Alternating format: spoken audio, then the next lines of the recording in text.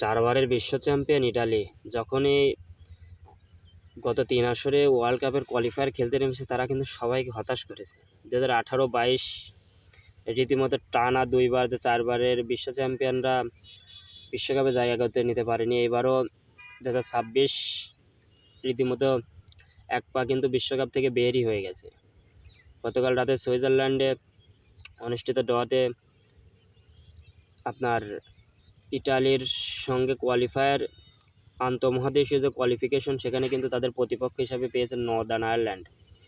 নেদারল্যান্ডকে ছোটোভাবে নেওয়ার কোনোই কারণ নেই, কারণ যত ছোটো বড়ই দল হোক ইটালি কিন্তু তাদের কোয়ালিফিকেশনের ব্যাকগ্রাউন্ডগুলো খুবই খারাপ। যেখানে এর আগে তারা সুইডেন এবং নর্থ মেসিডোনিয়ার কাছে হেরে কিন্তু 18 এবং 22 বিশ্বকাপ থেকে বিদায় নিয়েছে। এখন প্রশ্ন হচ্ছে ইটালিকে ওই ম্যাচটি জিতলেই তারা বিশ্বকাপ কোয়ালিফাই করতে পারবে কি না? আসলে সেরকম না। আমি আপনাদেরকে বোঝাই, ইটালির গ্রুপে 4টে দল আছে।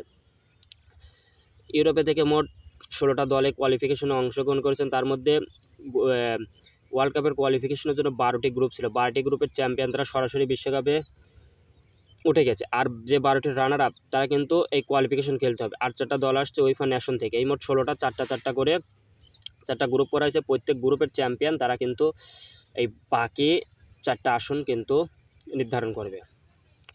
প্রথমে আসি একটি গ্রুপের কথা। প্রথমে আসি ইটালির প্রতিপক্ষ নর্দার্ন আয়ারল্যান্ড। তারা যদি জেতে সেক্ষেত্রে ইটালি আর নর্দার্ন আয়ারল্যান্ডের মধ্যে যারা জিতবে তারা চলে যাবে সরাসরি ফাইনালে।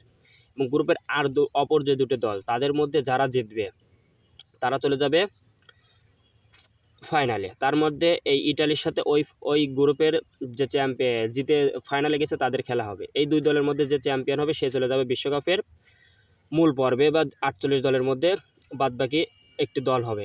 এইভাবে ইউরোপ থেকে মোট 4টি দল যাবে। ইউরোপের মোট থেকে স্পট 16টা, ইতিমধ্যে 12টা চলে গেছে, আর এই গ্রুপ পর্ব থেকে 4টা, মোট 16টা দল কিন্তু এইভাবে যাবে। আর দুটো কোয়ালিফিকেশন আছে, ওটার সিস্টেম অন্যরকম। ওটা এশিয়া মহাদেশে এবং ওশিয়ানিয়া এই দুই মহাদেশের এবং লাতিন আমেরিকার একটি করে দল এই কোয়ালিফিকেশন করে বাদবাকি দুটো স্লট নির্ধারণ করবে। আর ডিসেম্বর মাসের 5 তারিখে বিশ্বকাপের গ্রুপ পর্ব নির্ধারণ হবে কে কার প্রতিপক্ষ হতে যাচ্ছে।